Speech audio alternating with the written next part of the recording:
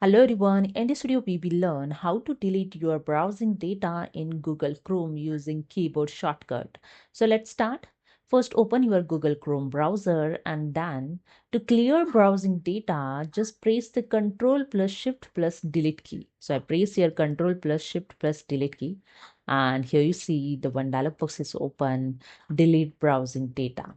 Okay, then here you just select the time range. So here there are last 15 minutes, last hour, last 24 hours and more. Okay, so select and use your mouse to arrow keys to choose your range, and after that you can check and uncheck the browsing history, cookies and other site data, cache images and files.